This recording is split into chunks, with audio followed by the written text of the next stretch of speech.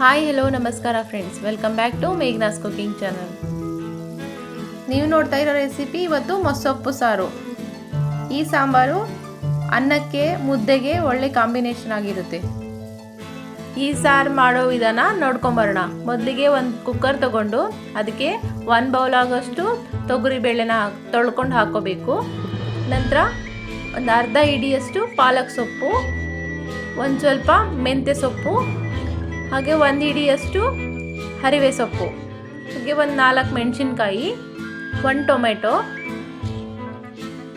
1 ಈರುಳ್ಳಿನ 2 ಭಾಗವಾಗಿ ಕಟ್ ಮಾಡ್ಕೊಂಡು ಹಾಕ್ಕೊಳ್ಳಿ.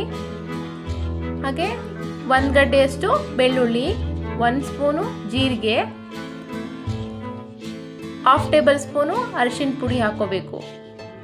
ಹಾಗೆ ಬೇಳೆ ಸೊಪ್ಪು ಬೇಯೋಕ್ಕೆ ಎಷ್ಟು ಬೇಕೋ ಅಷ್ಟು ನೀರನ್ನ ಹಾಕ್ಕೊಂಡು ಕುಕ್ಕರ್ ಲಿಡ್ನ ಕ್ಲೋಸ್ ಮಾಡಿ 3 ರಿಂದ 4 ವಿಜಿಲ್ ಕೂಗಿಸ್ಕೋಬೇಕು.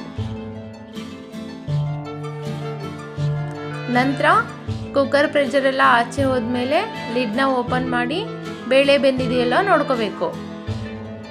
ಆಮೇಲೆ ಒಂದು ಜಾರ್ನ ತಗೊಂಡು ಅದಕ್ಕೆ ಬೆಂದಿರೋ ಬೇಳೆ ಸ್ವಲ್ಪ, ಹಾಗೆ ಸೊಪ್ಪು, ಟೊಮೆಟೊ, ಈರುಳ್ಳಿ, ಮೆಣಸಿನ್ಕಾಯಿ ಎಲ್ಲ ಹಾಕ್ಕೊಂಡು ಒಂದು ಸ್ವಲ್ಪ ಹಸಿ ಕೊಬ್ಬರಿ, ಹಾಗೆ 1 ಸ್ಪೂನು ಸಾಂಬಾರ್ ಪೌಡ್ರು, ಹಾಗೆ ಸ್ವಲ್ಪ ತೊಳೆದಿಟ್ಟಿರೋ ಹುಣಸೆ ಹಣ್ಣು ಹಾಕ್ಕೊಂಡು ಫೈನ್ ಪೇಸ್ಟ್ ಮಾಡ್ಕೋಬೇಕು.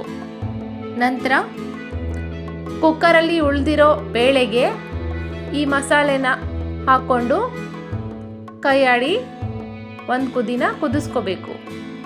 ಇದು ಕುದ ನಂತರ ಮತ್ತೊಂದು ಪಾತ್ರೆಗೆ 2 ಟೇಬಲ್ ಸ್ಪೂನಷ್ಟು ಆಯಿಲ್ನ ಹಾಕ್ಕೋಬೇಕು.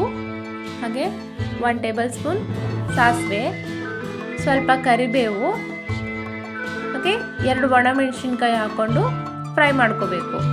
ನಂತರ ಕುದಿ ಬಂದಿರೋ ಆ ಸಾಂಬಾರನ್ನ ಇದಕ್ಕೆ ಹಾಕೋಬೇಕು.